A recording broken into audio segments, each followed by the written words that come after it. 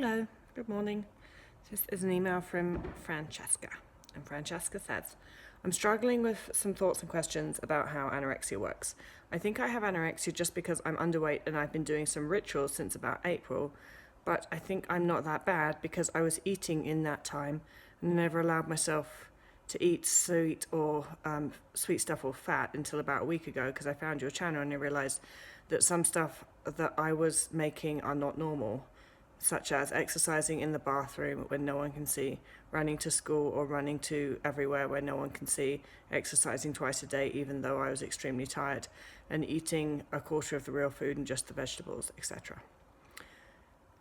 The point here is last week I weighed myself and I'm X pounds, which I think is bad, but I think that it's not that bad. Regardless of my eating disorder thoughts, I've been eating a lot of sweets and bad for your health type food, but I don't feel hungry and craving those foods, and I'm thinking that I should have left this recovery and go back to my normal life. I'm really confused and I feel dumb because I'm just assuming that I have an illness just for information on the internet. It'd be really nice if you could help me. Well, I think the question in there, Francesca, is do I have an eating disorder? And I would say that, so just from some of the stuff that you listed, which is restriction, weight loss, exercising in the bathroom, running to school, running everywhere where no one can see, exercising twice a day although you're extremely tired, and eating a quarter of the amount of food that you would normally, I would say I'm pretty sure that you have an eating disorder, don't you? So I think there's a bit of a stereotype with anorexia that if you have anorexia you just don't eat anything. Well, that's not true. I'd say that the vast majority of people, of course we eat when we have anorexia. We eat. And sometimes, there were times when I actually arguably was eating quite a lot, especially when I was in a binge restrict exercise cycle. I was eating a ton of food. And I certainly did. I was a little bit prey to that stereotype as well, because I would binge all night on sweets and chocolate and desserts, pudding and stuff like that.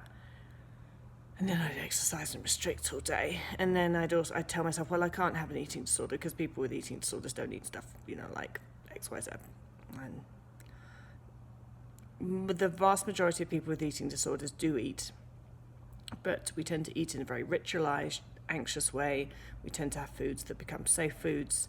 We tend to not be able to be spontaneous about what we're eating. We tend to restrict the type of food that we eat, the quantity of the food that we eat. Many of us binge and then restrict. I think that if you can notice a pattern in your eating that is different than, I think you said April? Yeah, before April. If there's a change there and a change in your attitude to food, then you have an eating disorder, I'm pretty sure. The exercise thing, that's disordered. That's messed up. You're exercising twice a day, even when you're really tired. That's not okay. When you're tired, your body's communicating with you that it's tired and you're still pushing it to exercise. That's kind of weird, don't you think? And for many of us, when we have an eating disorder, our bodies even stop communicating with us that they're tired. So that's a bad thing as well. I don't think you need to feel confused or dumb. Unfortunately, sometimes the internet is some of the best internet information is some of the best information that you can get, just because, especially in the eating disorder field, the treatment field's a lot behind actually. And I think that people are beginning to recognize that, which is a great thing. But it's thanks to the internet that people are beginning to recognize that, because before, people like myself didn't have a voice of any sort, because, I'm not a medical doctor and I didn't go to school to study what someone else's ideas of anorexia were. I just started talking about my own experience, which is actually what happened, rather than projecting on some Freudian belief that my eating disorder was due to some underlying cause that I don't even know that I've had trauma, whatever. So the internet is really wonderful for people who have actually had lived experience to be able to come through and say, this is the way things were for me, which is great. So don't necessarily put information down just because it's from the internet.